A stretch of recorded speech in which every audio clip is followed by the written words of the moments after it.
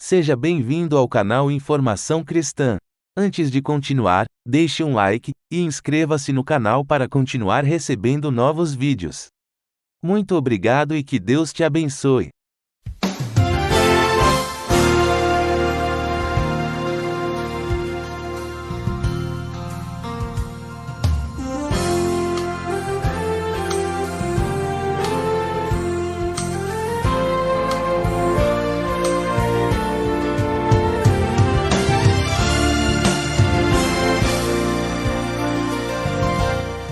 Deus tem planos para cumprir em nossas vidas. Essa é a mensagem de toda a Bíblia e é isso mesmo que estamos estudando aqui no Encontro com a Palavra, escrito pelo pastor Dick Woodward e narrado pelo pastor Edson Bruno. Fique atento a mais um programa que o Ministério Cooperativo Internacional leva a você. Com você agora, pastor Edson Bruno.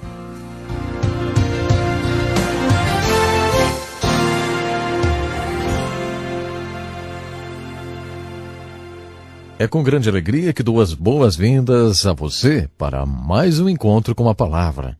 Depois de termos estudado os livros de Gênesis, Êxodo e Levítico, continuaremos nosso estudo do Velho Testamento com o livro de Números. Nesse livro, vamos continuar a narrativa histórica que foi iniciada no livro de Gênesis e que continua por 2/3 do livro de Êxodo. Quando começam os detalhes da construção do tabernáculo no livro de Êxodo, a narrativa é interrompida e começa agora no livro de Números. O livro de Números nos fala sobre um período de 40 anos da história do povo hebreu. Esse período histórico poderia ter sido evitado, mas existe uma alegoria da salvação que se inicia no Gênesis e continua por todos os livros históricos. É mais ou menos assim. No livro de Gênesis você encontra a origem da salvação. A origem da queda do homem está no seu caráter. Gênesis capítulo 3 descreve o caráter do homem, como era e como é. O livro de Gênesis também nos fala que a nossa salvação tem suas origens no caráter de Deus, como era e como é. O título Gênesis sugere começo, como a palavra genética. Esse livro nos fala sobre o início ou a origem da nossa salvação. O livro de Êxodo ilustra nossa salvação dizendo que ele é como a libertação dos filhos de Israel da escravidão do Egito. Assim como eles foram libertos da escravidão do Egito, é possível para mim e para você sermos libertos da escravidão do pecado. Muitos não fazem o que querem, fazem o que têm que fazer ou o que precisam fazer. Isso significa que não são livres. Poucas pessoas são realmente livres. Jesus disse que, se pecamos continuamente, somos escravos do pecado. Mas ele pregou a salvação que pode nos tornar livres. De acordo com Jesus, quando a salvação nos liberta, somos realmente livres.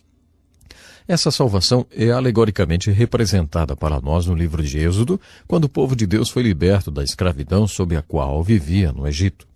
O plano é que eles fossem libertos do Egito e entrassem na terra de Canaã. Deus tinha dito a Abraão, a Isaque e a Jacó que tinha preparado essa terra especial para eles. Nós a chamamos de a Terra Prometida. A terra que mana leite e mel. Uma terra muito fértil e frutífera. Eles deveriam entrar na Terra Prometida. Devemos entrar na terra prometida da vida abundante ou no viver cristão abundante. O livro de Números fala sobre um parênteses que houve entre a libertação do Egito e a entrada na terra prometida de Canaã. Eles não foram direto do Egito para Canaã, não. O livro de Números diz que eles andaram por 40 anos em círculos no deserto. Triste dizer, mas sabe que é assim realmente que muitos cristãos ou muitas pessoas que estão na igreja hoje vivem. Eles vivem assim muitas vezes. Eles foram libertados da pena ou do poder do pecado porque, na verdade, creem no Evangelho de Jesus Cristo, como está ilustrado no livro de Êxodo e no livro de Levítico. Mas parece que não descobriram a vida abundante. Vivem deprimidos, desanimados, insatisfeitos e sem realização. Não entraram na terra prometida, na vida cristã abundante. Ao contrário, andam em círculos, dando voltas e voltas, voltas por falta de fé, de desilusão e confusão. O livro de Números continua com a narrativa histórica dos hebreus, ilustrando a nossa própria vida. Gostaríamos que não fosse verdade, mas frequentemente a nossa experiência de salvação se assemelha à salvação alegórica que encontramos na história dos hebreus, relatada nos primeiros livros da Bíblia. Agora que chegamos no livro de Números e você começa a se familiarizar com a sua narrativa, gostaria de lembrar algumas das regras para estudar o Velho Testamento que foram apresentadas no início do curso. É muito importante que saibamos como estudar as Escrituras. Um dos objetivos principais desse curso é dar a você uma visão das Escrituras. Vamos rever algumas dessas regras. Primeiramente, lemos em João, capítulo 17, versículo 17, as palavras de Jesus a respeito das Escrituras. A tua palavra é a verdade. É uma linda afirmação que nos dá uma característica das Escrituras para que a estudemos. Se você tiver a mesma ideia de Jesus sobre as Escrituras, então, quando você for estudá-la, estará buscando a verdade. Quando você estuda as Escrituras, não deve estar preocupado com a forma literária na qual a verdade é apresentada. Muitas vezes as pessoas estudam as Escrituras tendo em mente a seguinte questão: qual é a forma literária desse livro das Escrituras que estou estudando? Como já dissemos tantas vezes, devemos estudar as Escrituras tendo em mente outras questões. O que isso quer dizer? O que significa? O que significa para mim? Em outras palavras, não estou estudando as Escrituras sob a perspectiva de sua forma literária. Estou estudando as Escrituras buscando a verdade que ela ensina, sem me importar com a sua forma. Com essa atitude e tendo em mente a visão de Jesus sobre as Escrituras, ela se abrirá para você. Outra regra para estudar as Escrituras está em João, capítulo 7, verso 17. Se você lê as Escrituras buscando a verdade, se deseja praticá-la e aplicar essa verdade na sua vida, então conhecerá a verdade. Se você praticá-la, vai conhecê-la. Se fizer o que ela diz, então saberá que ela é a palavra de Deus e que é a que veio de Deus. E que mostra você como viver. Juntando esses dois versículos, João 17, 7 e João 7, 17, você descobre como estudar as Escrituras. Busque a verdade e tome a decisão de aplicá-la na sua vida quando Deus revelá-la para você. No Salmo 119, 160, o salmista diz: todas as tuas palavras são verdadeiras. Esse versículo nos dá uma compreensão maior de como estudar as Escrituras. Procure a verdade essencial. Não se desvie com assuntos irrelevantes ou de pouca importância. Procure a grande verdade. Aproxime-se das Escrituras, pronto para obedecer a grande verdade quando Deus mostrá-la a você. Outro princípio importante que deve ser lembrado quando estudamos a Bíblia, especialmente os livros históricos, é que todos os eventos ali relatados realmente aconteceram. Não são fábulas. Aquelas coisas aconteceram para aquelas pessoas, para que servissem de exemplos e avisos para mim e para você. Portanto, procure identificar quais são os exemplos e quais são os avisos contidos na narrativa histórica. Depois lembre-se que esses acontecimentos têm um significado alegórico ao mesmo tempo e não perdem a sua historicidade. Esse princípio está baseado no versículo de Gálatas 4 e 24, onde Paulo se refere ao fato de Abraão ter 2 filhos. Ele disse: o que se entende por alegoria? É claro que é história, mas certamente também é uma alegoria. Paulo nos garante. Eu relembrei essas alegorias porque no livro de Números é importante que procuremos a verdade. Quando estudamos o surpreendente livro de Números, devemos tomar a decisão de aplicar essa verdade em nossas vidas. Nesse livro em particular, que é toda uma narrativa histórica, devemos procurar a verdade em forma de exemplos e avisos. Também devemos perceber que esse livro, além de ser um livro histórico, é uma alegoria. Gostaria de relembrar também a definição de alegoria. Uma alegoria é a descrição de uma coisa por meio da imagem de outra coisa. Ou uma alegoria é uma história na qual lugares, pessoas e acontecimentos têm outro significado, geralmente de valor instrutivo e moral. Com essa definição de alegoria, venha estudar o livro de Números, procurando a verdade alegórica. Tenho certeza de que você encontrará grande parte dela nesse livro. Além disso, procure também no livro de Números a verdade que é impressionante. Acho que o livro de Números é um dos livros mais intrigantes da Bíblia. É verdade, acho que o livro de Números realmente tem para nós uma lição surpreendente. Nos nossos estudos da Bíblia, vou sempre dizer: esse é o livro mais interessante da Bíblia, ou então, esse é o meu livro favorito, ou esse é o meu personagem preferido ou favorito. Uso muito essas expressões. Parece que o meu livro preferido é sempre aquele que estamos estudando no momento. Mas não posso dizer isso a respeito do livro de Números. Esse livro não é o meu preferido. O livro de Números não é o livro que eu mais gosto de ensinar, porque ele é um livro muito intrigante. Quando você estuda esse livro procurando a verdade e desejando aplicá-la na sua vida, descobre que a mensagem do livro de Números é uma incrível e impressionante verdade. O livro de Números tem esse nome porque o povo foi contado 2 vezes naquele período. Um censo aconteceu no capítulo 13 e outro no capítulo 26 desse livro. Entre o primeiro e o segundo censo aconteceu um fato intrigante. Uma geração inteira morreu. Quando o primeiro censo foi realizado, havia 626.550 homens, sem contar as mulheres e crianças, o que somaria um total de mais ou menos 2 ou 3 milhões de pessoas. Apenas os homens com mais de 20 anos eram contados e havia 625.550 homens. Intrigante o fato deles contarem apenas os homens com 21 anos ou mais. Qual é a idade para a maioridade? Eu não sei porque algumas pessoas consideram 12 anos como uma idade para exigir-se responsabilidade. Jesus foi para o templo quando tinha 12 anos. Essa é a única vez em que a idade de 12 anos foi mencionada na Bíblia. Em nenhuma parte da Bíblia a idade de 12 anos é citada, associada à ideia de responsabilidade. Mas a idade acima de 20 anos é mencionada nas Escrituras várias vezes. A idade 21 anos é registrada na Bíblia associada à ideia de responsabilidade cerca de 13 vezes. Apenas aqueles com idade superior a 20 anos eram contados. É daí que vem o nosso conceito de maioridade aos 21 anos. 40 anos depois, foi realizado o segundo censo, e havia 624.730 homens com mais de 21 anos. Aqui está uma verdade impressionante.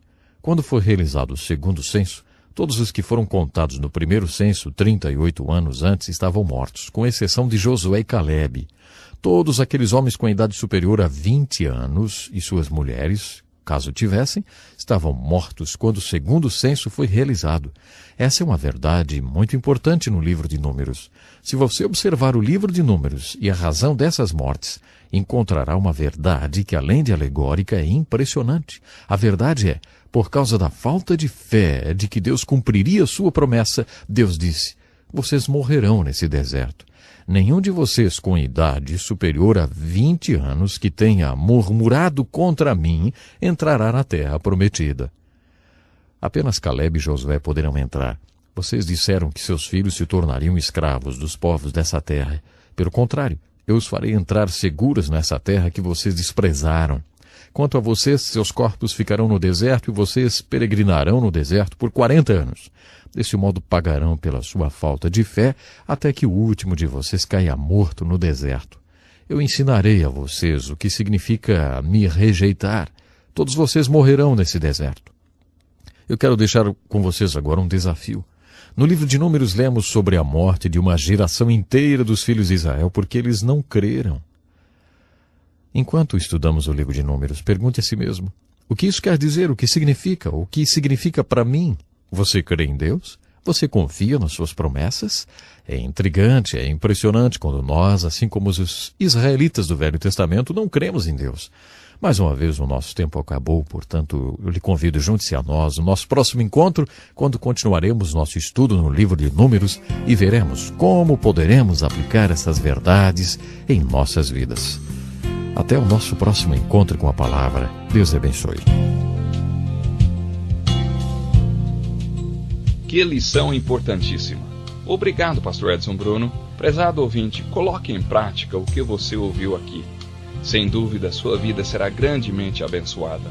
Este é um estudo escrito pelo Dr. Dick Woodward, na voz do pastor Edson Bruno. Escreva-nos e solicite o material. Nosso endereço é Encontro com a Palavra, Caixa Postal 2011, CEP 89201-970, Joinville, Santa Catarina.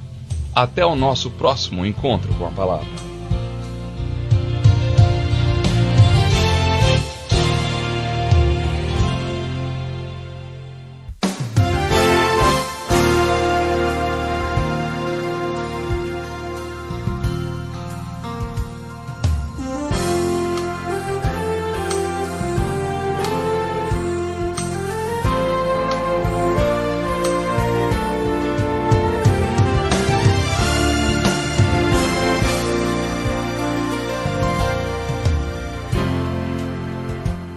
Talvez você tenha feito constantemente estas perguntas. Onde posso encontrar refúgio num mundo cheio de conflitos? Ou, como e onde posso encontrar força para vencer nesse mundo que oferece tantas derrotas? Acompanhe agora com o pastor Edson Bruno mais um programa Encontro com a Palavra.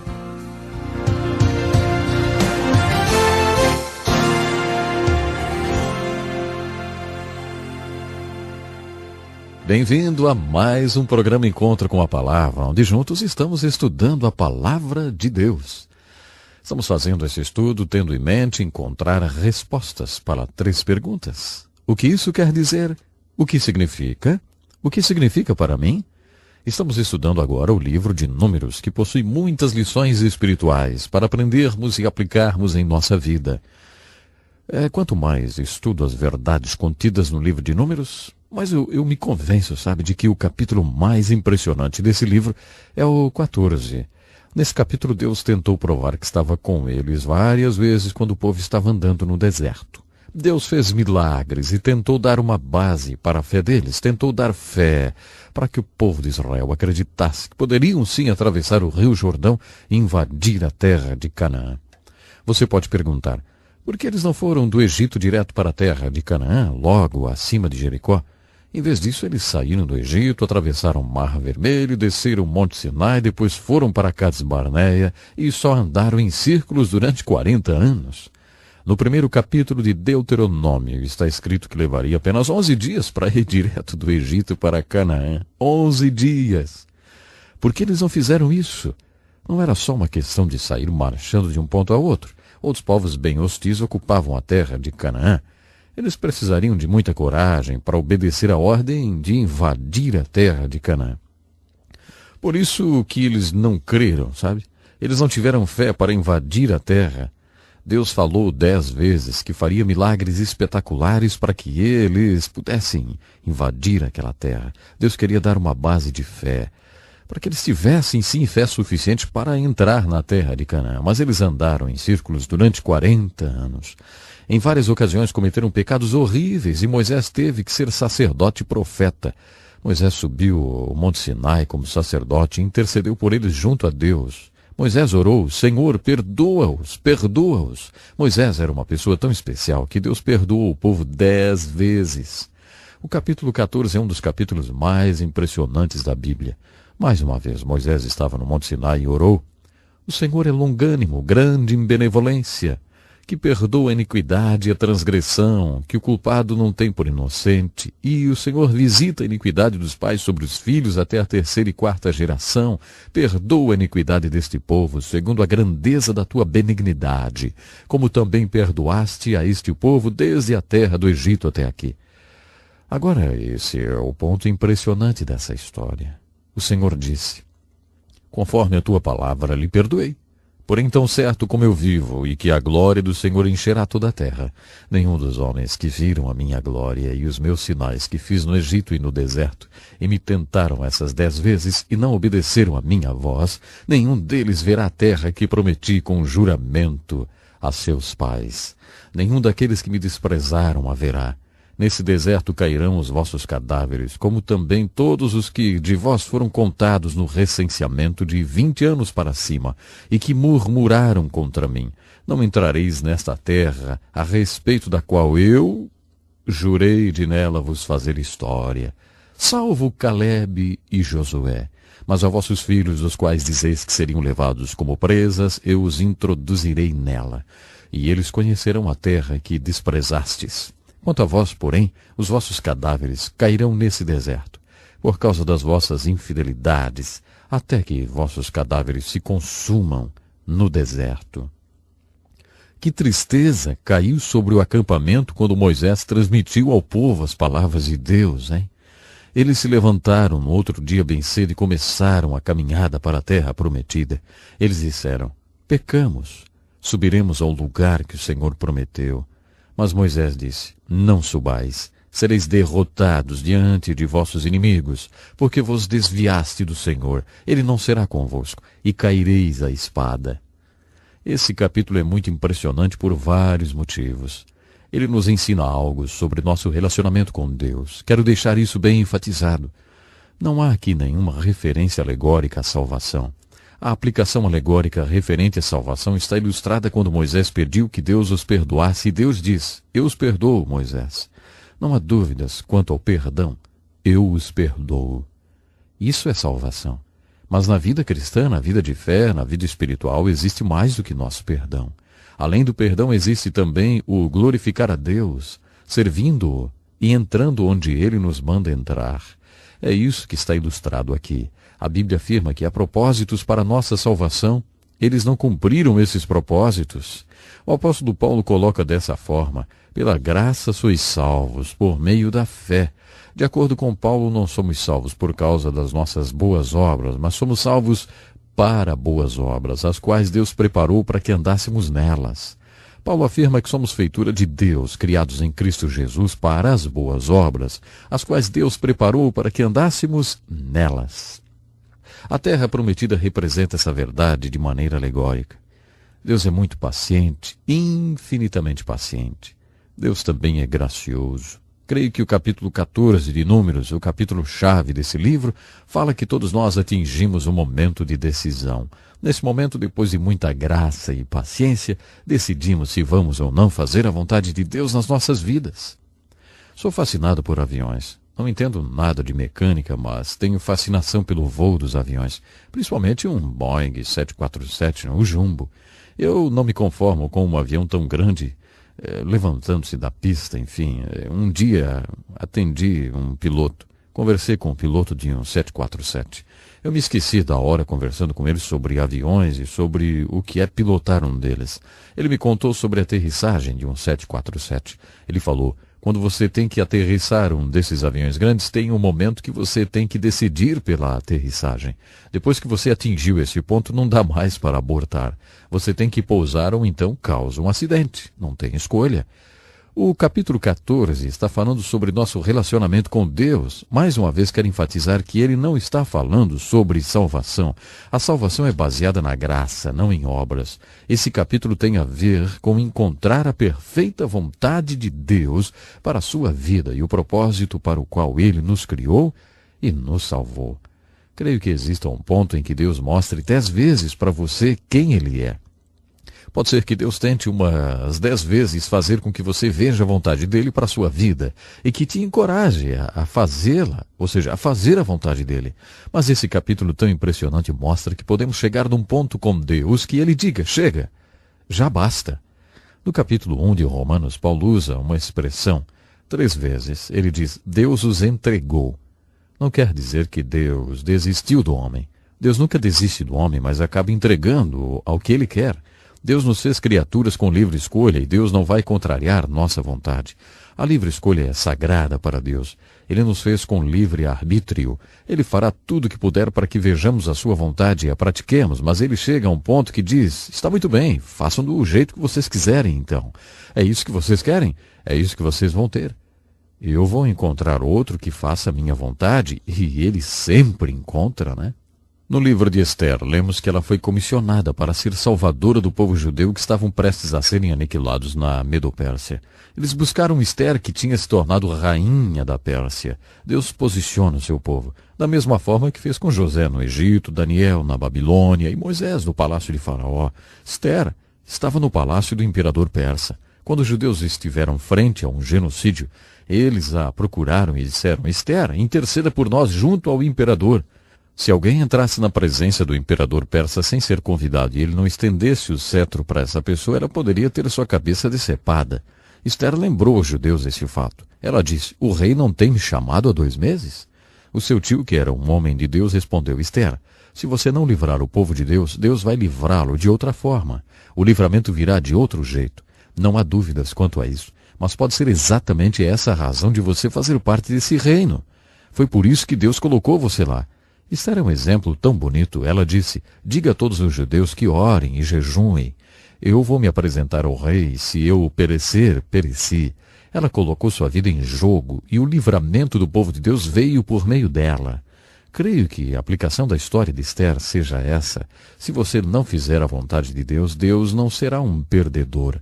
Ele não precisa de você. Ele usará outra pessoa para fazer sua obra e, de alguma forma, ela será realizada. Não pergunte, o que Deus vai fazer se eu não fizer a sua vontade? Ele vai conseguir que sua obra seja realizada, então, de um outro jeito. Ele não precisa de você, ele não precisa de ninguém. Quem sai perdendo é você, mais cedo ou mais tarde a perda virá. Se você atingir esse ponto que chamo de momento de decisão, quando fica claro para Deus que você não fará a sua vontade, Deus se afastará de você e quem vai sair perdendo é você.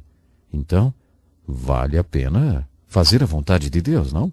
Bom, aquelas pessoas andaram no deserto durante 40 anos. Há quanto tempo você está andando no deserto?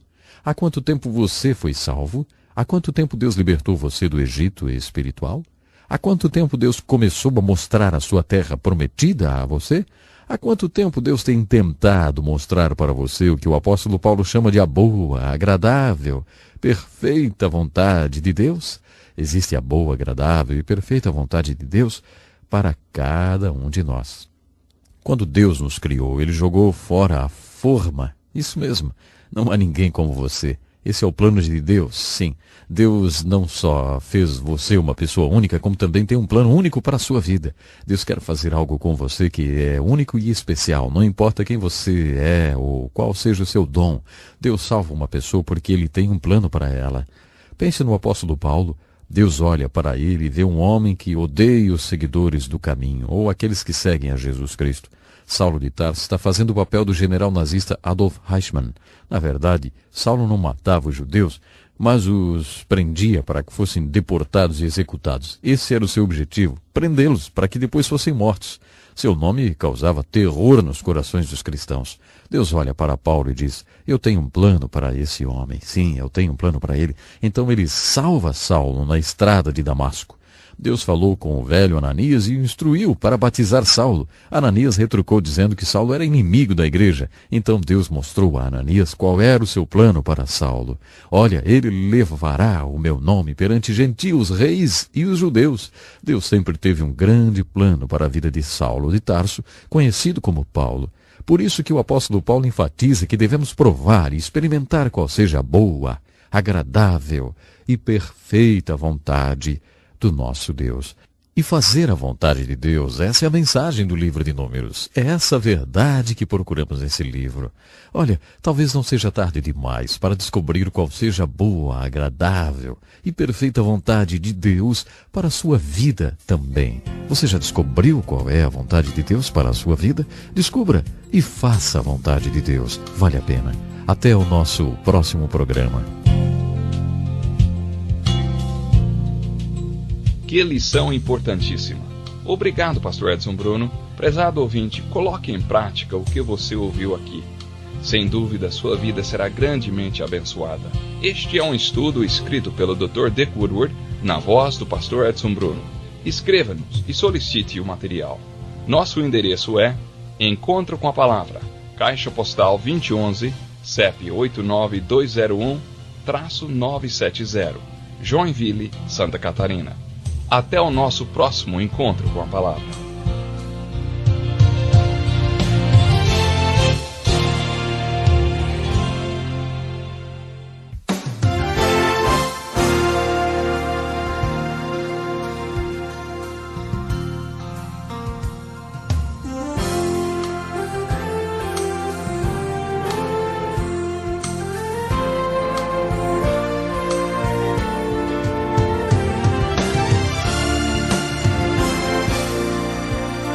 Muitas pessoas têm tido seus sonhos destruídos pela falta de confiança absoluta em Deus. A Bíblia está repleta de exemplos de grandes sonhos cumpridos para a glória de Deus. Encontro com a Palavra é um programa escrito pelo Dr. Dick Woodward e narrado por pastor Edson Bruno. Ouça e descubra verdades que lhe ajudarão no seu dia a dia. Com você, pastor Edson Bruno.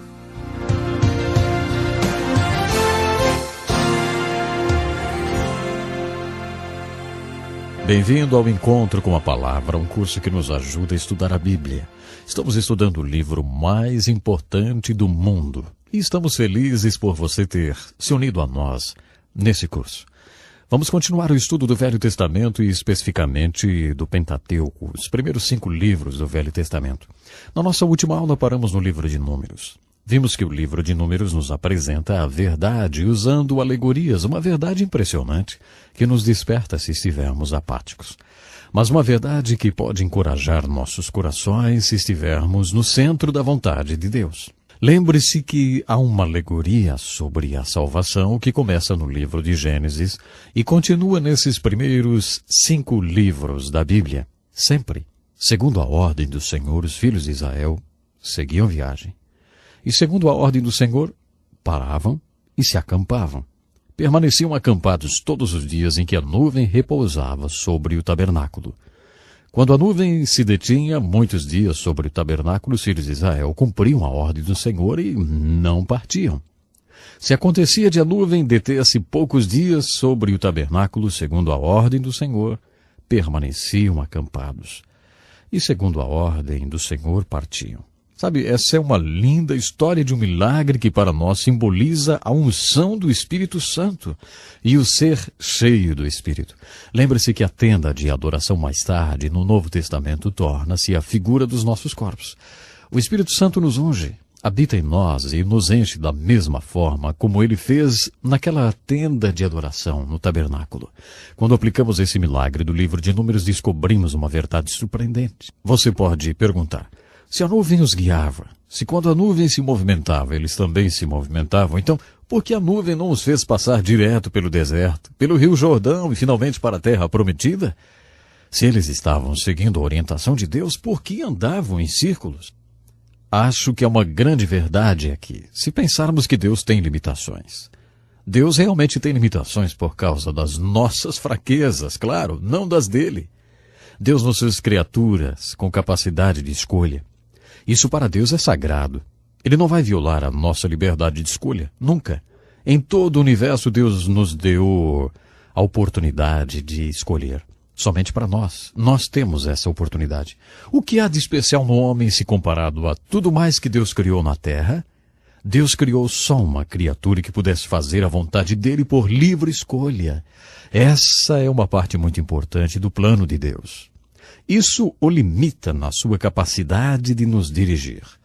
Deus parece ser limitado pela nossa falta de fé. Se nós temos fé para crer e reivindicar todas as bênçãos de Deus para nós e aceitar a sua boa, agradável e perfeita vontade para a nossa vida, então Ele pode nos levar para a nossa terra prometida espiritual. Ele pode nos abençoar e nos dirigir para o centro da sua vontade. Mas, se nós não crermos, então Deus fica limitado pela nossa falta de fé. Não é que lhe falta poder, claro que não. Deus é limitado no sentido de que nos fez criaturas com livre escolha e nunca nos forçará a fazer coisa alguma. Deus pode fazer uma pressão sobre nós, Ele pode nos fazer várias ofertas difíceis de recusar. Algumas vezes a única coisa que nos sobra fazer é nos render a Ele e a sua vontade. No entanto, Deus nunca nos forçará a coisa alguma, porque Ele nos criou com a capacidade de livre escolha, com o livre arbítrio. A liberdade de escolha é uma verdade interessante, contida na aplicação desse milagre no livro de Números. Quero enfatizar essa aplicação agora. A verdade da presença de Deus em forma de nuvem durante o dia, em forma de coluna de fogo durante a noite, veio sobre a tenda de adoração, o tabernáculo, e a encheu. A nuvem se tornou o centro, vamos dizer assim, ao redor do qual o povo de Deus encontrava a direção divina. Acho que a aplicação desse milagre é, muitas vezes, a história da minha vida e também da sua vida. Há o que chamamos de vontade orientadora de Deus e vontade permissiva de Deus. Se Deus é Deus e se Ele é todo-poderoso, nada pode acontecer sem que Ele permita. Mas também há a vontade orientadora de Deus. Imagine dois círculos, que eu quero dizer, um dentro do outro, com o mesmo centro. Dois círculos, um dentro do outro. O círculo interno representa a vontade orientadora de Deus, e o círculo externo representa a vontade permissiva de Deus. Existem muitos crentes que passam grande parte de suas vidas na vontade permissiva de Deus e poucos que passam a vida dentro da vontade orientadora de Deus. Eu acho que é isso que está ilustrado na nuvem e na coluna de fogo que não levaram o povo diretamente do deserto para a terra prometida. O Novo Testamento, no livro de Hebreus, diz que eles não entraram na terra prometida por causa da sua falta de fé. Outra verdade interessante contida no livro de Números está no capítulo 11, que fala sobre a carne e o maná. Deus os alimentou sobrenaturalmente com maná. Em hebraico, maná quer dizer, o que é isso? Eles nunca descobriram o que era aquilo, então eles chamavam de, o que é isso? Se você quiser dizer o que é isso em hebraico, diga simplesmente maná. É interessante notar que quando eles entraram na terra prometida, Deus cessou de mandar o maná. Mas enquanto eles estavam no deserto, Deus supriu suas necessidades sobrenaturalmente. Essas pessoas sempre reclamavam com Moisés. Elas o pressionavam com suas reclamações.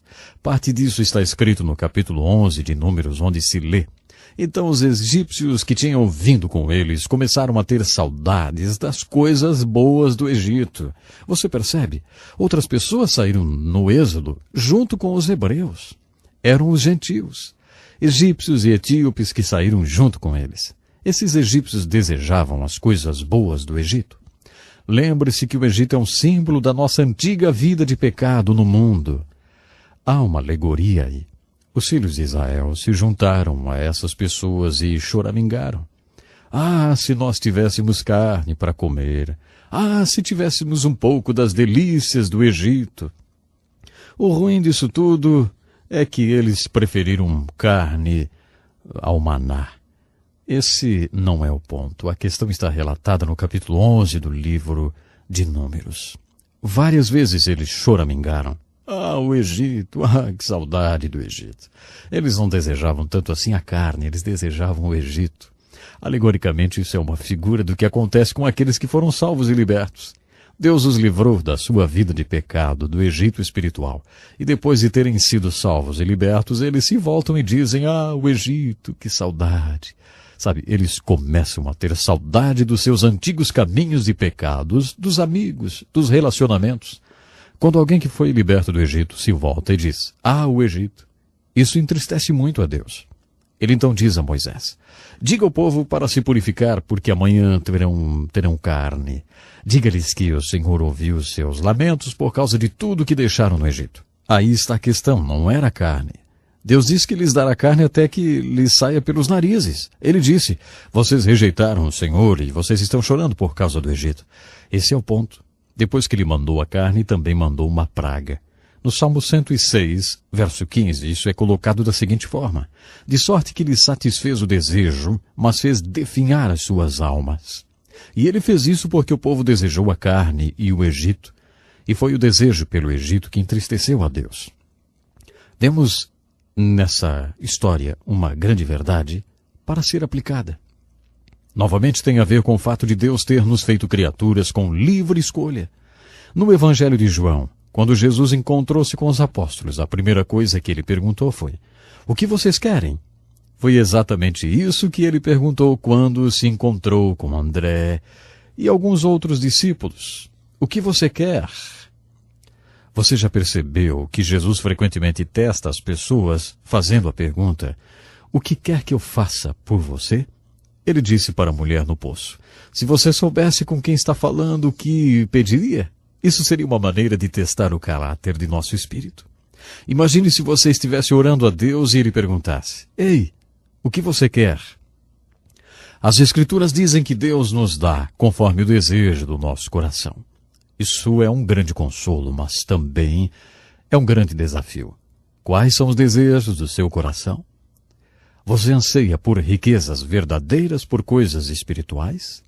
Lá no fundo do seu coração você não diz, ah, o Egito. Imagine que a sua vida fosse um livro. Deus daria o título, os tópicos dos capítulos, o prefácio, a introdução, e aí mandasse você escrevê-lo e dissesse, pronto, termine a história do jeito que quiser. Eu já tenho o esboço do livro e o revelarei, se você realmente quiser saber. Você foi feito com capacidade para escolher.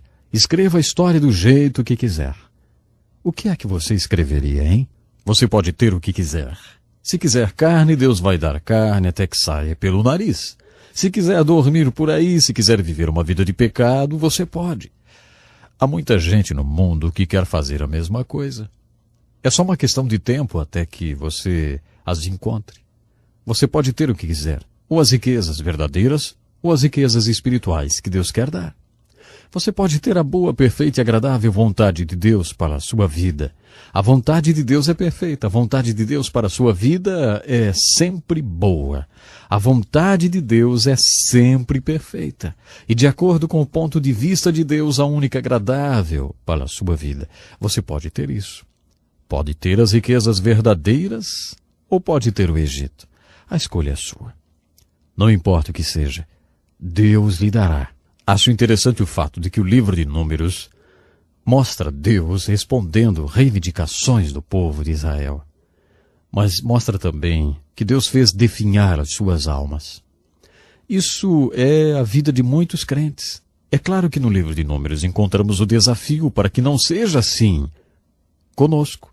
Podemos lucrar com as experiências dos filhos de Israel no livro de Números e sermos desafiados a entrar na terra prometida, da boa, perfeita e agradável vontade de Deus para as nossas vidas.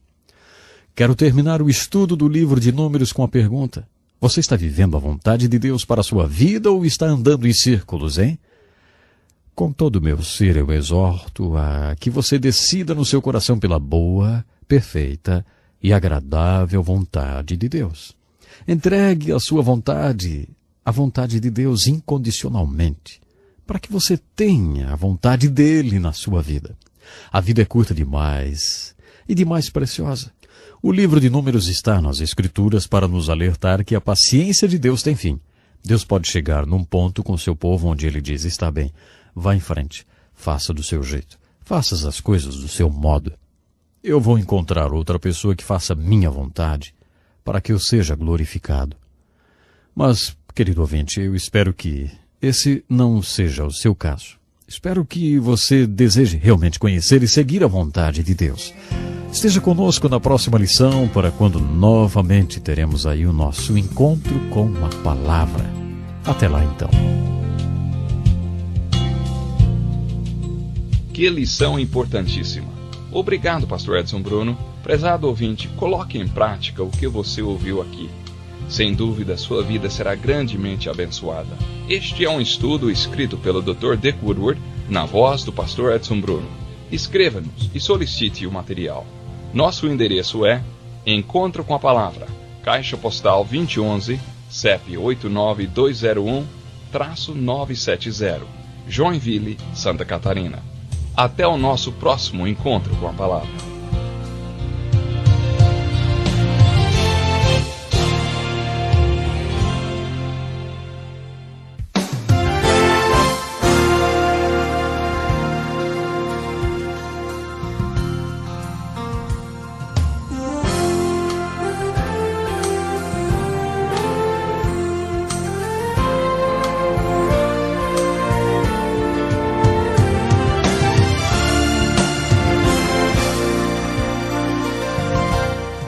Deus tem planos para cumprir em nossas vidas.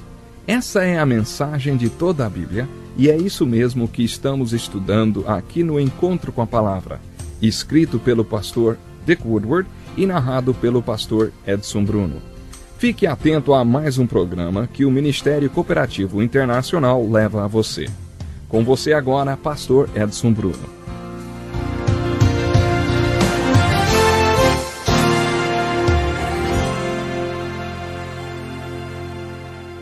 Bem-vindo a mais um programa Encontro com a Palavra, um curso dedicado a ajudar no seu estudo da Bíblia, examinando um livro por vez.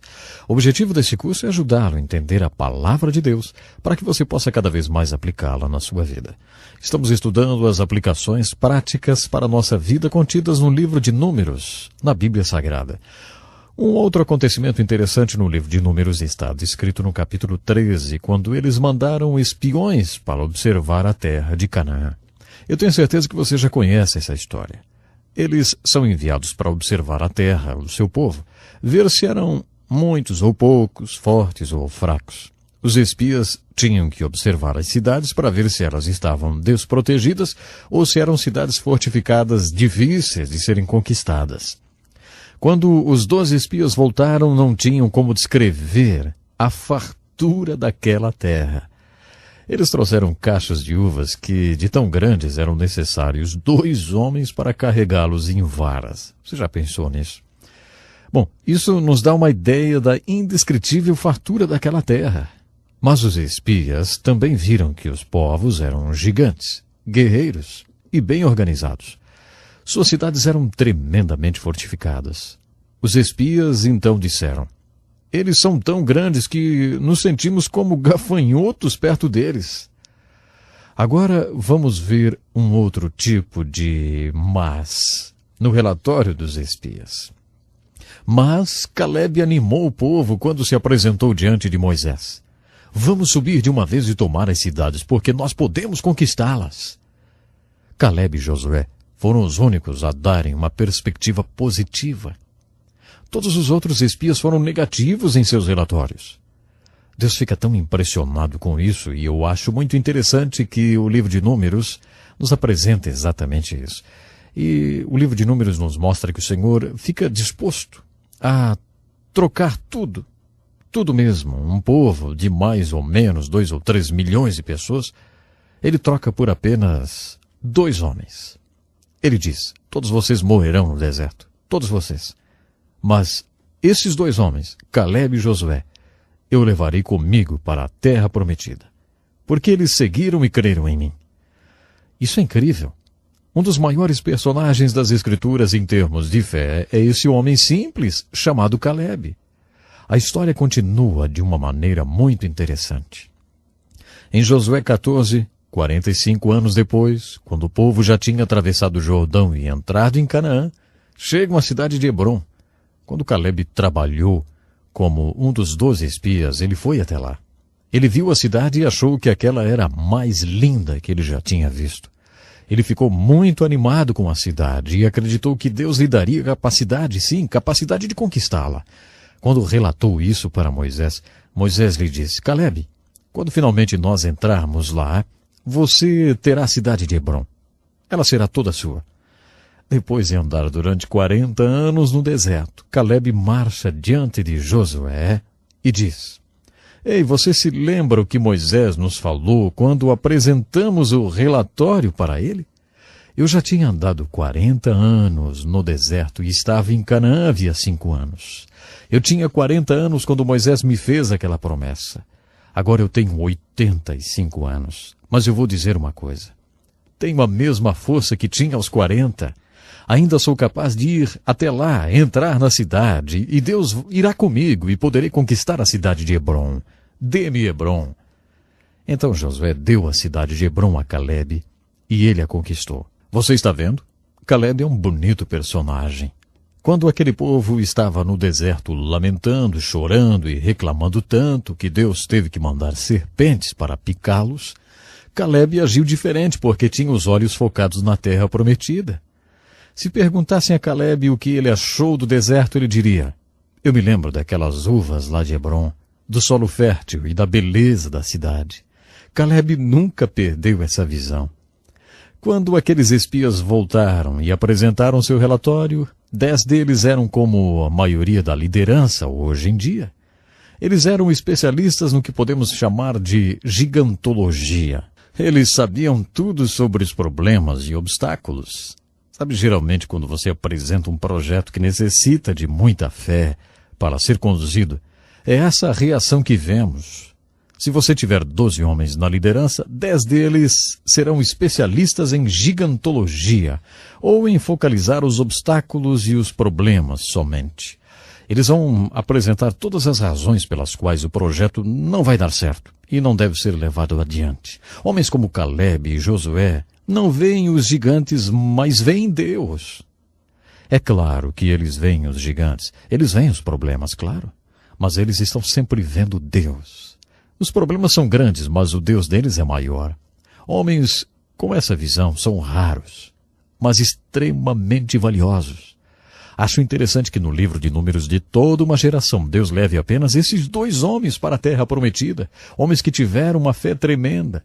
Outro incidente muito interessante no livro de Números está no capítulo 21, onde vemos que o povo reclamou tanto que Deus enviou serpentes para picá-los.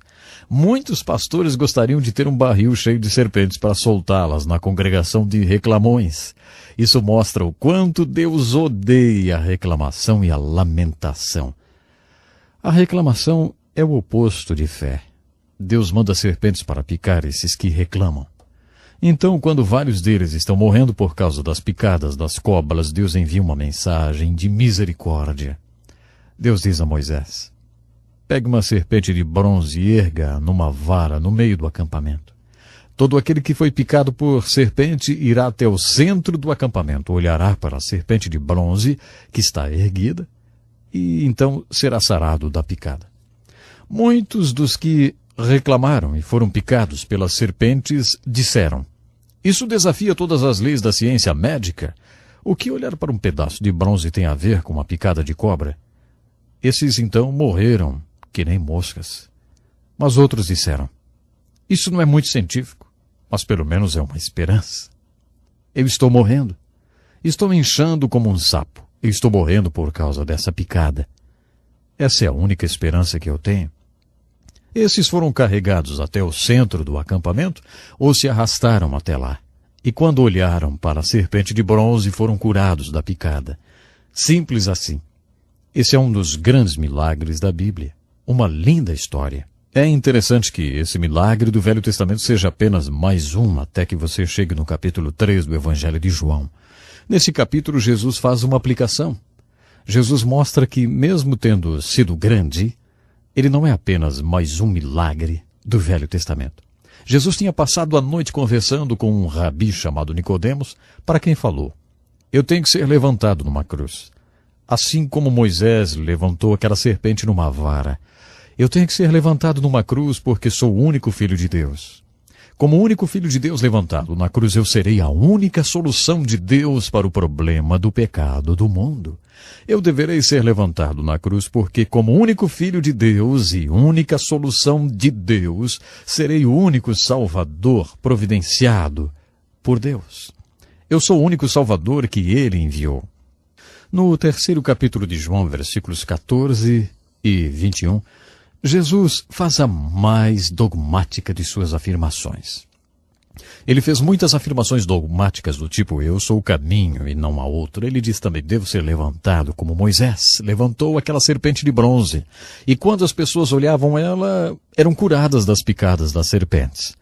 Quando eu for levantado na cruz e as pessoas olharem para ela e crerem, os seus problemas com o pecado serão totalmente solucionados. A cruz é a única solução de Deus para o problema do pecado, e isso faz de mim o único Salvador providenciado por Deus, diz Jesus. Essa é uma das mais lindas ilustrações do Novo Testamento sobre o que significa crer no Evangelho de Jesus Cristo. Nessa afirmação, Jesus nos declara quem Ele era, o que Ele era e por que Ele estava no mundo. Jesus era o único Filho de Deus, a única solução de Deus, o único Salvador providenciado por Deus. Jesus fez a ligação entre o milagre do Velho Testamento e todo o ensino. O milagre da serpente de bronze no livro de Números, além de ser grande, é também mais uma das alegorias de Jesus Cristo. Muitas pessoas referem-se a essas alegorias como tipos de Cristo. A palavra tipo vem do grego tupos. Um tupos é um pequeno objeto de estudo. Um símbolo que causa um impacto em você e em mim. Acredito que seja esse o propósito desse grande milagre.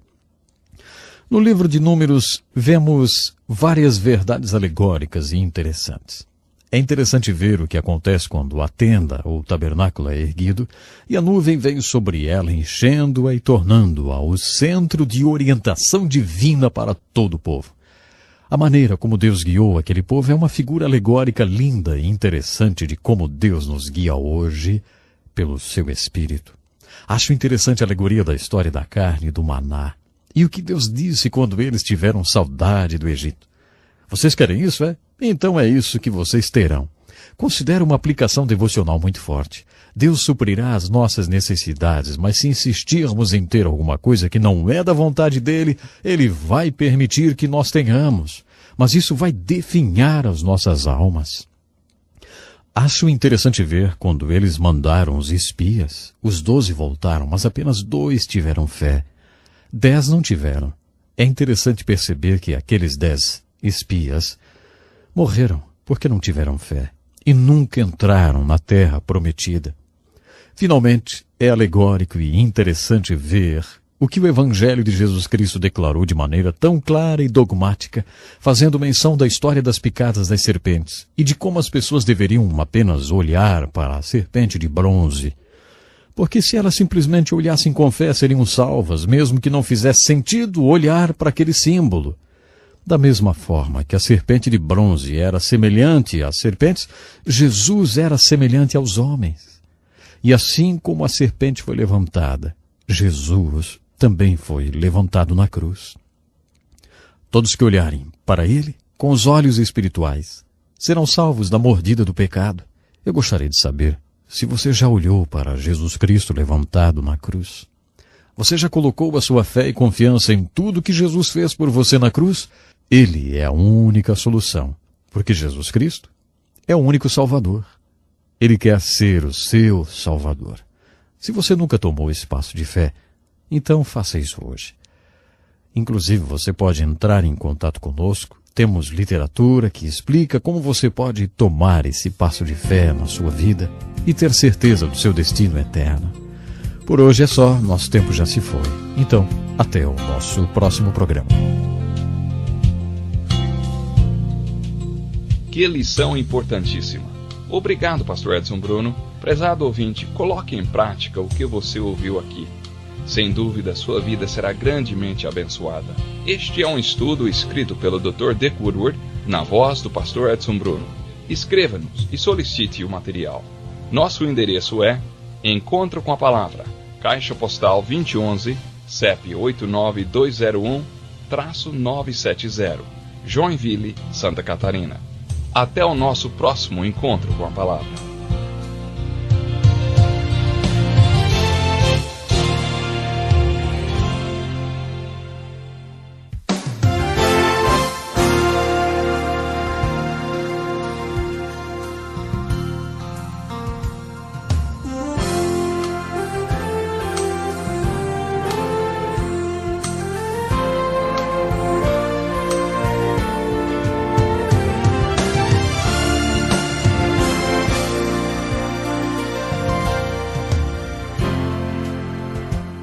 Talvez você tenha feito constantemente estas perguntas.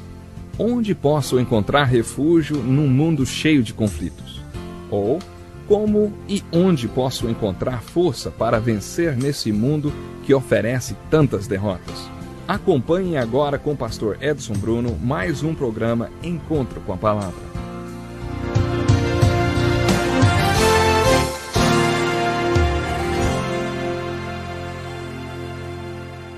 Bem-vindo a mais uma transmissão do programa Encontro com a Palavra.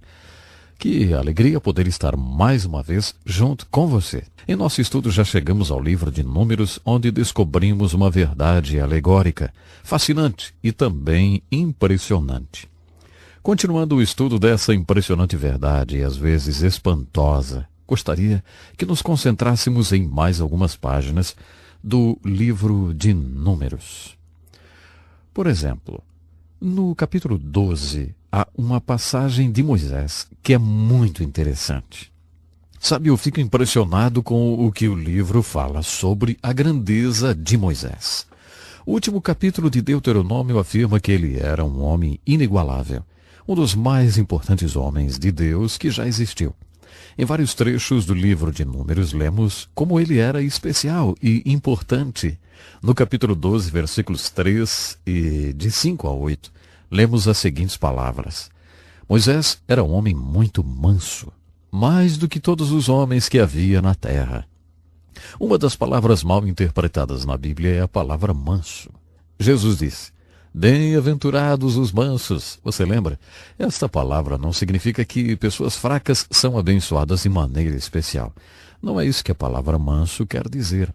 Nas Escrituras, a palavra manso significa algo como dócil, submisso.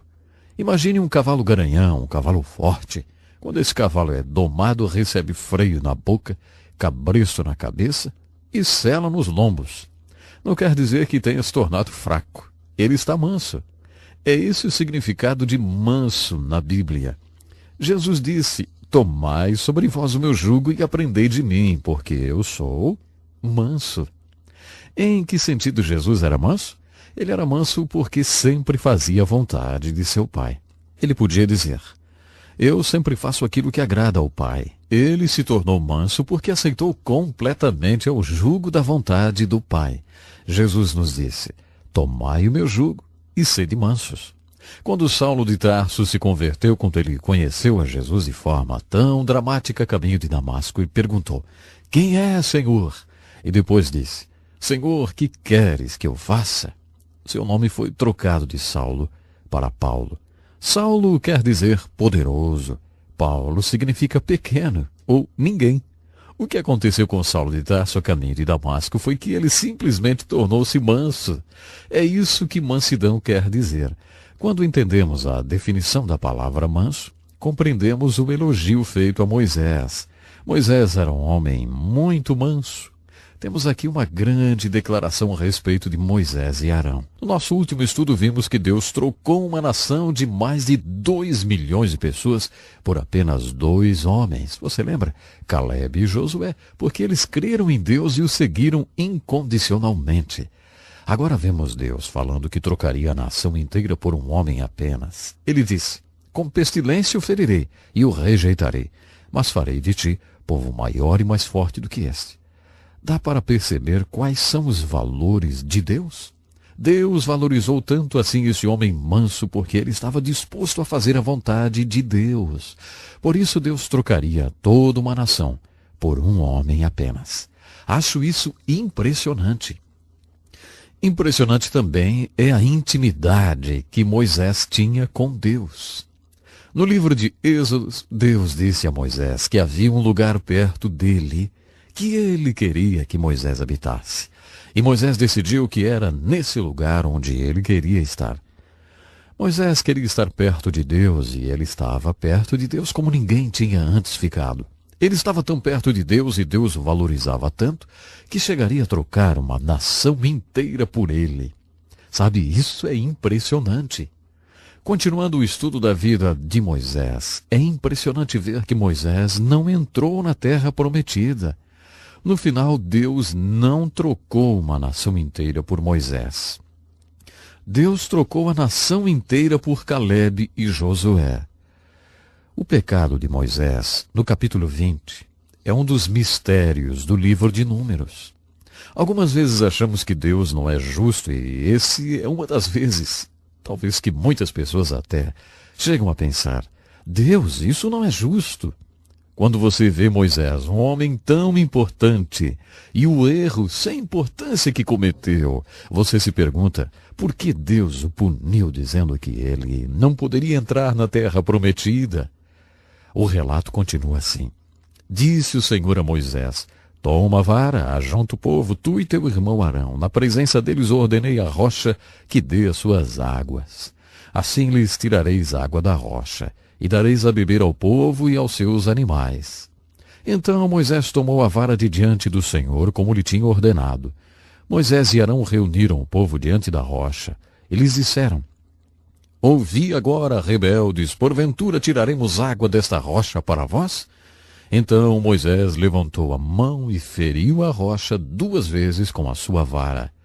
A água jorrou abundantemente, e a congregação e os seus animais beberam. Mas o Senhor disse a Moisés e a Arão: visto que não crestes em mim, para me santificardes diante dos filhos de Israel, não introduzireis este povo na terra que lhe dei. Nós nos referimos a esse incidente como o pecado de Moisés. Não parece um exagero? O pecado desse homem parecia muito pequeno, especialmente se comparado com os pecados do povo com o qual ele estava lidando.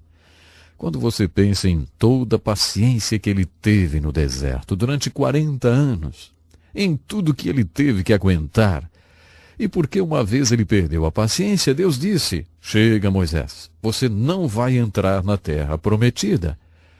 Olha, para nós isso parece duro demais, não é verdade? Há algumas considerações que devemos fazer com respeito ao castigo de Deus. Primeiramente devemos dizer: o juiz de toda a justiça não julgaria com justiça? Nós não temos o direito de sugerir a Deus o que é justo e o que não é. É Deus quem determina o que é o certo e o que é justo. Acho interessante observar nessa narrativa que Moisés nunca reclamou de seu castigo. O livro de Deuteronômio diz somente que ele falou sobre isso com Deus um dia, e Moisés nunca mais tocou no assunto novamente. Ele não reclamou e nem disse que era justo ou injusto. Outra conclusão que podemos tirar desse incidente é que Deus estabelece um padrão mais alto para os líderes do que o padrão estabelecido para o povo. Nunca se esqueça disso, especialmente se você for um líder. Creio que as Escrituras deixam bem claro que Deus estabeleceu 2 padrões. Quando nos tornamos membro de uma igreja, tomamos conhecimento de alguns padrões que deveremos seguir. Uma igreja que não tiver um conjunto de normas e padrões para serem seguidos não é uma igreja muito confiável. Devemos esperar um determinado comportamento dos membros. Mas, de acordo com as Escrituras, uma igreja deve esperar de seu líder mais do que espera de seus membros. Deus leva a posição de líder muito, muito a sério. Vimos isso no livro de Levítico. Moisés ocupava a posição de liderança, e o que seria um pequeno erro para os outros por causa da posição que ele ocupava, Deus não considerava um pequeno erro. Aparentemente, seu pecado foi mais ou menos assim. Primeiro Deus disse: ordenai a rocha que te dê as suas águas. Ele não falou a rocha. Ele bateu na rocha 2 vezes com a vara. Isso foi desobediência. Deus mandou falar a rocha. Ele bateu na rocha. Não uma, mas 2 vezes. Moisés perdeu a paciência. Ele disse: ouvi agora, rebeldes, porventura tiraremos água dessa rocha para vós? É óbvio que Moisés estava bravo. Deus acusou Moisés de outro pecado. Ele disse: não crestes em mim. Eu não estou bem certo do que isso significa, mas Deus diz: visto que não cresces em mim para me santificardes diante dos filhos de Israel. Sabe, percebemos aqui a seriedade do pecado de Moisés. Você se lembra quando Deus ensinou a Moisés todos aqueles segredos espirituais? Moisés, você não é o libertador, eu sou, e eu estou com você. Você não pode libertar ninguém, mas eu posso, e estou com você. Moisés, não é o que você quer. É o que eu quero e eu estou com você. Então, quando aconteceu, Moisés, você não fez isso. Eu fiz porque estava com você. Deus havia ensinado essas lições a Moisés. O pior erro de Moisés foi ter dito: porventura tiraremos água dessa rocha para vós? Ele não estava santificando a Deus aos olhos do povo. Ele não deixou claro ao povo que era Deus que estava fazendo aquele milagre. Moisés estava levando a fama por aquele milagre. Essa foi a pior parte do pecado de Moisés. A única maneira de enxergarmos tudo isso sob a perspectiva de Deus é perceber que Ele tem um conjunto de padrões que são conhecidos apenas por Ele mesmo. Deus nos revela alguns desses padrões. Mas lembre-se de que é Deus que nos ensina a andar na retidão. Não somos nós que ensinamos a Deus. De acordo com o julgamento de Deus, o castigo de Moisés foi justo e correto. Parece que Moisés concordou com Deus. No capítulo 11 do livro de Números, há outro incidente interessante envolvendo Moisés. Às vezes ouvimos expressões como: ele teve um esgotamento nervoso. Isso para descrever quando as pessoas chegam ao seu limite. Muitos homens de Deus nas Escrituras, tais como Davi, a respeito de quem as Escrituras afirmam ser um homem segundo o coração de Deus, tiveram um esgotamento nervoso, vamos dizer assim. Moisés foi um deles. As Escrituras dizem que Moisés era o homem mais manso da face da terra e que foi um dos maiores homens de Deus que já existiram. É interessante observar como até esses homens tiveram um esgotamento, vamos dizer assim. Eles chegaram ao limite. Eles são exemplos do que significa ter um esgotamento nervoso. Moisés, por exemplo, perguntou a Deus: por que pusesse sobre mim o encargo de todo esse povo? Concebi porventura todo esse povo? Gerei-o eu para que me dissesses: leva-o em teus braços à terra que juraste a seus pais? Você já se sentiu assim? Acho que todos esses grandes homens de Deus, como Moisés, Elias, Jó, Davi, o apóstolo João, sentiram-se assim em algum momento e até oraram, né? Senhor, me mata, eu quero é morrer. Você já desejou isso? Creio que isso acontece com muita gente. E acho que também acontece com pessoas de Deus, porque as Escrituras contam o que aconteceu com grandes homens de Deus. O esgotamento foi tão intenso que eles desejaram que Deus tirasse-lhes a vida. Nós não conhecemos a vontade de Deus, por isso muitas vezes pedimos o que é errado. E porque Deus nos ama, Ele não responde aquelas orações que não estão de acordo com a sua vontade. Por essa razão, devemos orar dizendo: seja feita a tua vontade, Pai, assim na terra como no céu. É uma pena, mas agora eu tenho que parar. Voltaremos no nosso próximo programa falando sobre a receita de Deus quando seu povo chega ao limite. Não perca então. Até lá. Que lição importantíssima. Obrigado, pastor Edson Bruno. Prezado ouvinte, coloque em prática o que você ouviu aqui. Sem dúvida, sua vida será grandemente abençoada. Este é um estudo escrito pelo Dr. Dick Woodward, na voz do pastor Edson Bruno. Escreva-nos e solicite o material. Nosso endereço é Encontro com a Palavra, Caixa Postal 2011, CEP 89201-970, Joinville, Santa Catarina. Até o nosso próximo Encontro com a Palavra.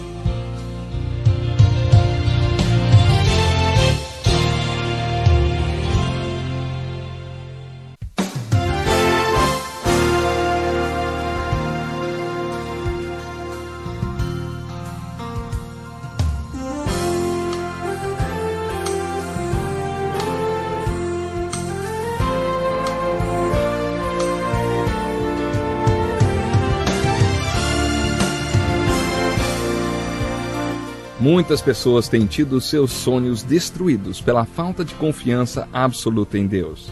A Bíblia está repleta de exemplos de grandes sonhos cumpridos para a glória de Deus. Encontro com a Palavra é um programa escrito pelo Dr. Dick Woodward e narrado por pastor Edson Bruno. Ouça e descubra verdades que lhe ajudarão no seu dia a dia. Com você, pastor Edson Bruno.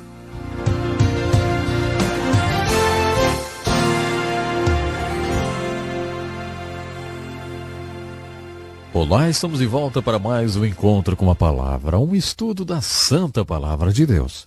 Em nosso último encontro, estudamos alguns casos de homens de Deus que tiveram um esgotamento. Vimos o exemplo de Moisés no livro de Números e há tantos outros cujas histórias estão nos livros do Velho Testamento. Homens que chegaram ao ponto de desejar que Deus lhes tirasse a vida. Tiramos uma lição para a nossa vida com o livro de Números e com o exemplo de outras pessoas da Bíblia que tiveram um esgotamento nervoso. É isso mesmo. Quando homens de Deus sentem-se esgotados, oram pedindo o que não devem. Por exemplo, que Deus lhes tire a vida. Mas porque eles têm um coração correto diante de Deus, Deus lhes dá uma resposta correta. No capítulo 8 do livro de Romanos, o apóstolo Paulo registrou um texto muito profundo. Ele disse que não oramos o suficiente porque não conhecemos a vontade de Deus. Sabemos que se orarmos segundo a vontade de Deus, receberemos aquilo que pedimos.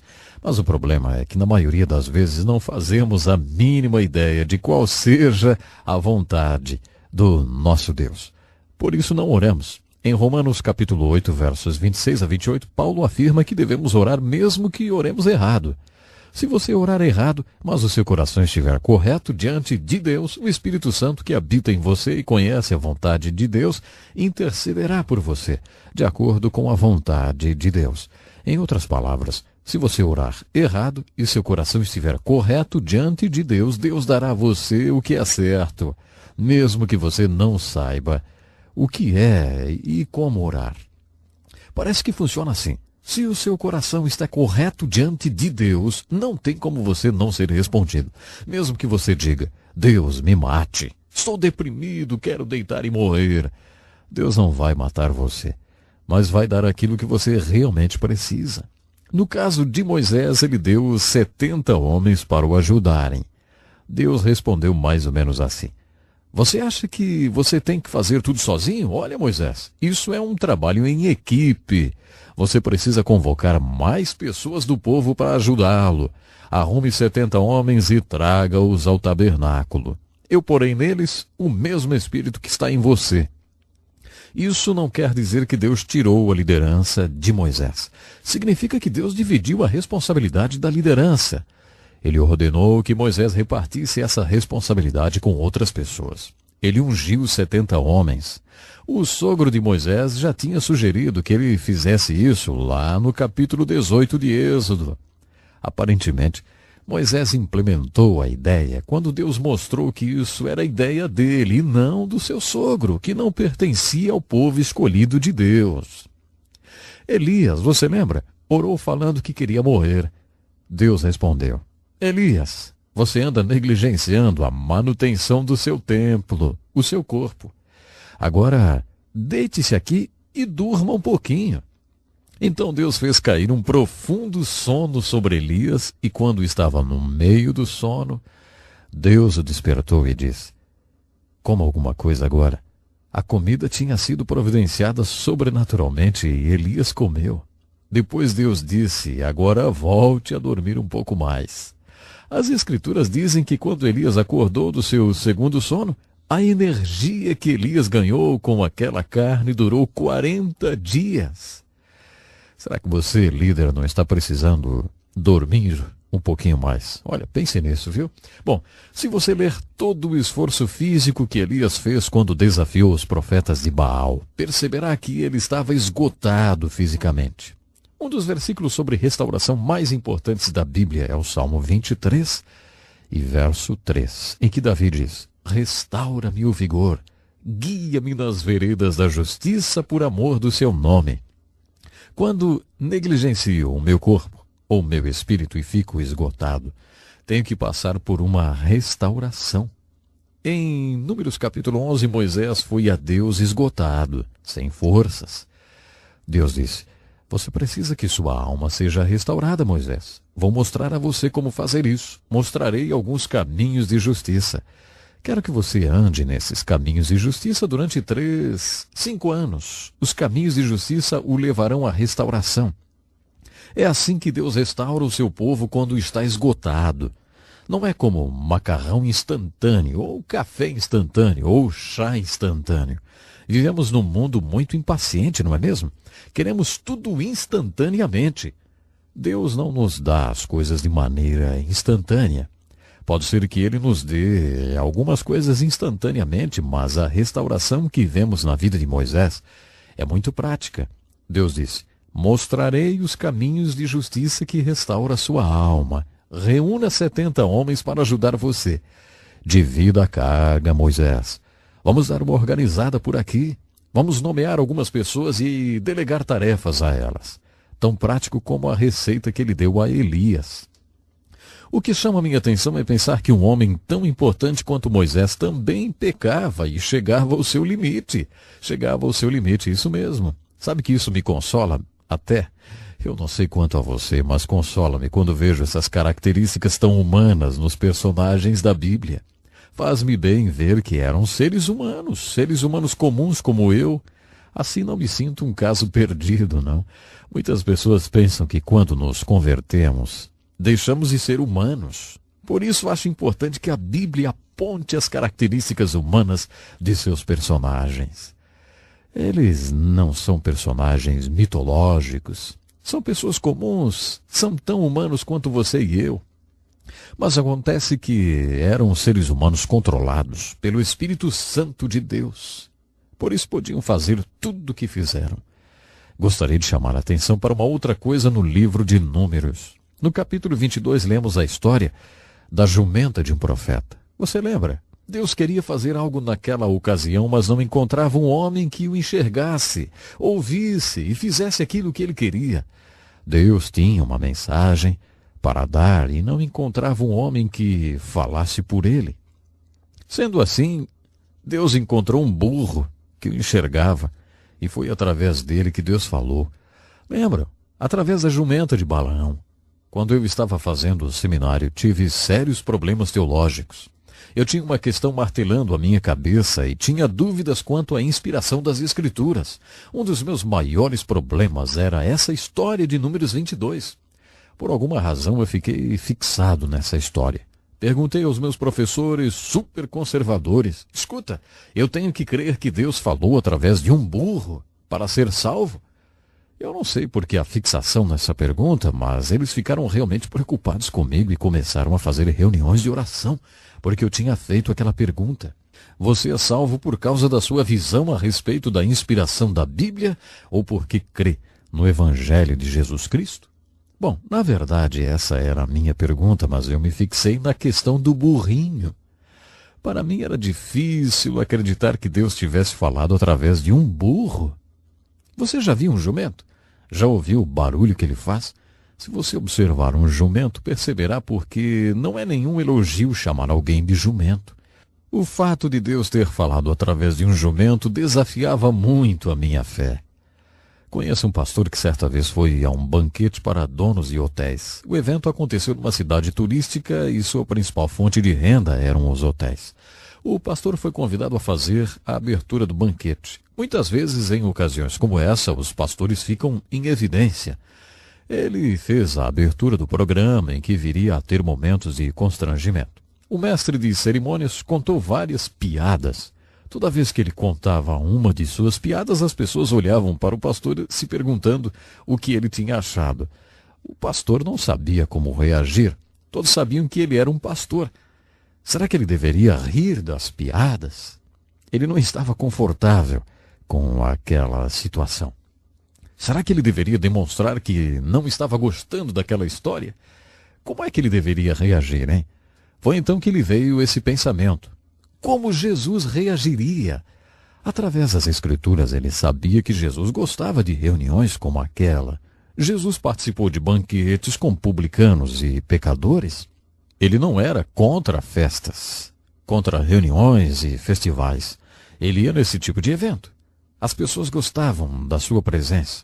O pastor ficou pensando em como Jesus reagiria.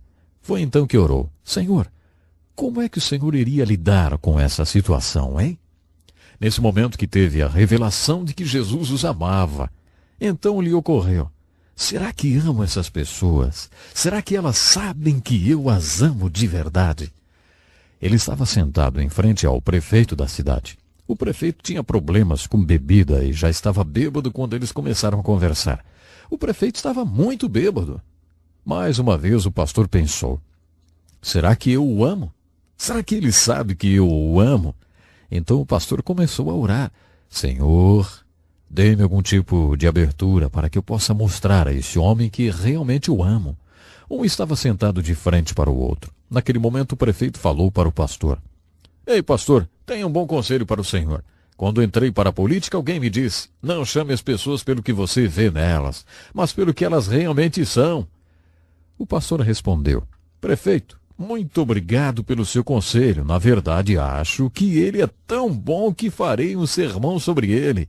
Não chame as pessoas pelo que você vê nelas, mas pelo que elas realmente são. O prefeito respondeu: se você fizer um sermão baseado nesse conselho, eu vou à sua igreja para lhe ouvir. É só dizer para minha secretária quando será e eu estarei lá. O pastor ficou impressionado com o que tinha ouvido. Foi então que lhe ocorreu um pensamento. Ele falou para o prefeito: sabe, prefeito, hoje o senhor solucionou uma dúvida teológica que eu tinha há anos. Ele disse: ah, é? E como assim? O pastor disse: quando eu estava no seminário era difícil para mim acreditar que Deus pudesse falar através de um jumento, mas agora ele falou comigo através do Senhor. O senhor acabou de solucionar uma grande dúvida para mim. O prefeito achou aquilo incrível e caiu na gargalhada. Prometeu que iria ouvir o pastor pregar aquele sermão. E foi mesmo. O título do sermão era: Chame-os pelo que realmente são. O pastor acha que naquela noite teve uma revelação em relação a Números 22. E ao prefeito daquela cidadezinha, ele deve alguma coisa. A revelação foi a seguinte: de onde tiramos essa ideia que Deus usa apenas super crentes? Que Deus só faz super coisas através de super santos? Como eu já havia dito quando estudamos o chamado de Moisés, isso é um mito, não é verdade. Deus quer fazer coisas extraordinárias através de pessoas comuns que estejam dispostas a ser usadas e trabalhar. Creio que precisamos disso, de pessoas com disposição para trabalhar para Deus. Sabe, no livro de Números vemos a grandeza de Moisés, seu esgotamento e o seu pecado. Percebi que, assim como Deus usou aquele jumentinho, também usou Moisés, porque ele estava à disposição de Deus. Deus quer usar a você e a mim se estivermos à disposição dele. Ei, você já se colocou à disposição de Deus? Se ainda não, faça-o agora. Deus quer lhe usar para fazer coisas extraordinárias. Até o nosso próximo programa. Que lição importantíssima. Obrigado, Pastor Edson Bruno. Prezado ouvinte, coloque em prática o que você ouviu aqui. Sem dúvida, sua vida será grandemente abençoada. Este é um estudo escrito pelo Dr. Dick Woodward, na voz do Pastor Edson Bruno. Escreva-nos e solicite o material. Nosso endereço é Encontro com a Palavra, Caixa Postal 2011, CEP 89201-970, Joinville, Santa Catarina. Até o nosso próximo encontro com a palavra.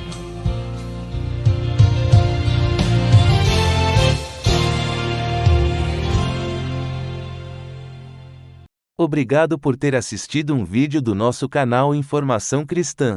Esperamos que ele tenha edificado a sua vida e também da sua família. Pedimos que por favor se inscreva no nosso canal, dê um like e compartilhe esse vídeo para o maior número de pessoas, para que elas também sejam edificadas e alcançadas pela palavra do nosso Deus. Que Deus te abençoe e até o próximo vídeo.